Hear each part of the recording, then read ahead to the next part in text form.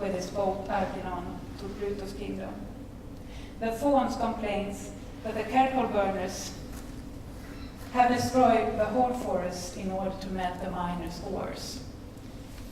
It's quite striking, I think. It's exactly what we're talking about also today, but this is with other words. And then to their defense, though, the miners says that the earth isn't a real mother. She's a wicked stepmother because she hid her metals inside her instead of making it available to men. So this is exactly this shifting. She's going from being this kind mother to a wicked mother. She's not even a real mother, she's a stepmother. And then the verdict comes, and it's through Fortuna that says it. I don't know the English word for that. Google translation said Lady Luck, but I don't think that's the correct English word. But she announces the verdict. And she says like this, if men allow themselves to break and dig in the mountains, to plough the fields, to trade, to harm the earth, to throw away knowledge, to disturb Pluto, and finally search for metals in the sources of the river, their bodies shall be swallowed by the earth, choked by her vapors, intoxicated by wine, applied by starvation, and worst of all, we shall remain ignorant about what's best for us. Those and many other dangers are suitable for man. Farewell. So this is in 1490, and already then she leaves us, actually. Mother Earth.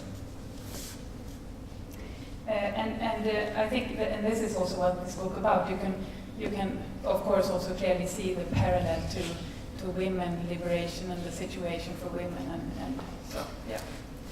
And of course this shift in looking at the earth is necessary. She has to die for our new society to be born, the scientific society of the Western culture.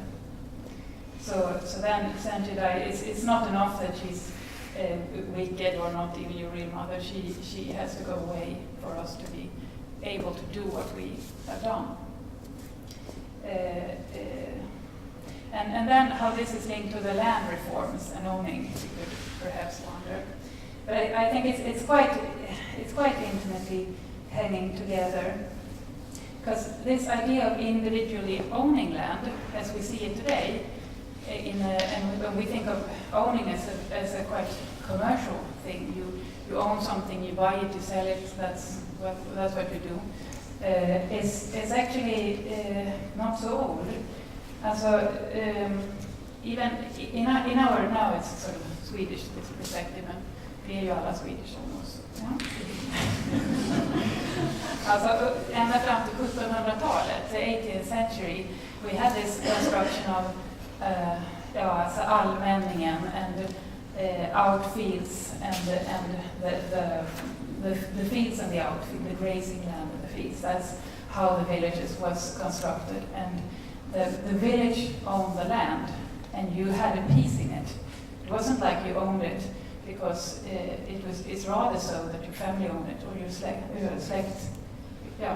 family owns it, and also this the birthright in Sweden has traditionally or historically been much stronger than the right, the will's right. Alltså bördsrätten är mycket starkare än testamentsrätten. And at this time, the definition of family is 7 generations out, and they were entitled to your land before you could sell it. So it wasn't like something you owned personally.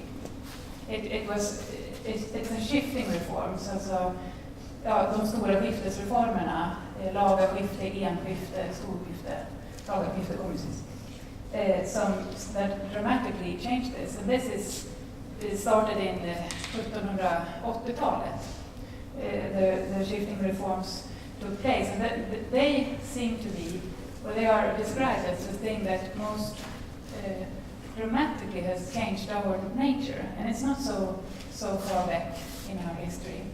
And the shifting reforms, of course, the villages was constructed, or this, de såg ut på ett visst sätt.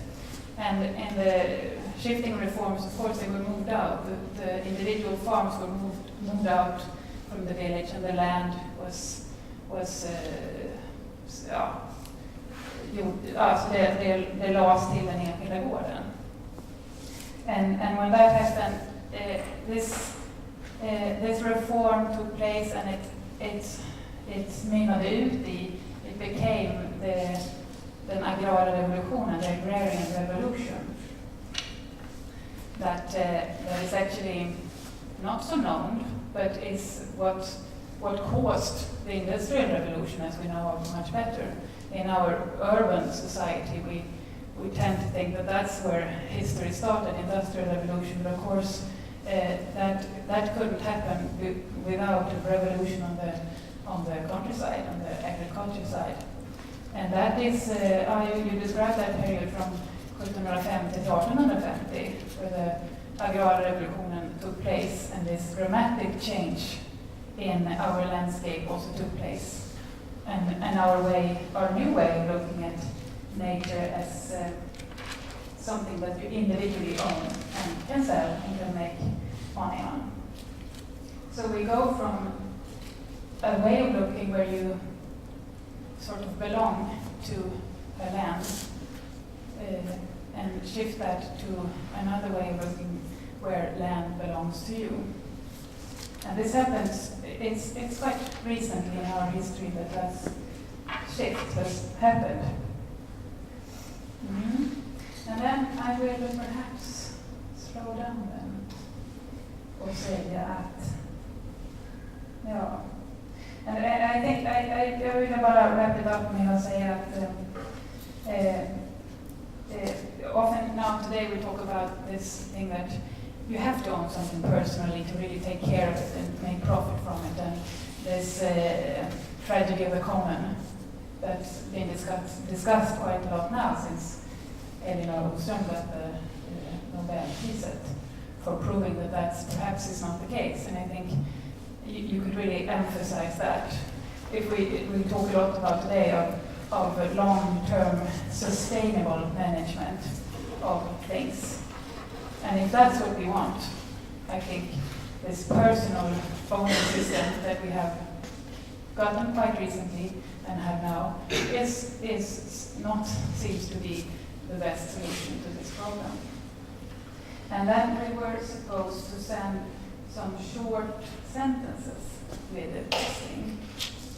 And my sentences will be this, because when we discuss everything, I think what lies in the background is of course our environmental and resource crisis that we're in right now. I think that's what you have to sort of relate to in what you do. And we talk a lot about the solution to that as a different kind of technical achievements that we will make, alternative fuel and solar cells and all those things, and that is perhaps that's very good, of course. But I don't think that. I think the solution of our problem is rather a cultural and a philosophical one than a technical. That's what I wanted to bring with today, and also that we should look upon Earth as something that owns you rather than something that you can own. Så där ungefär. Okay, thank you.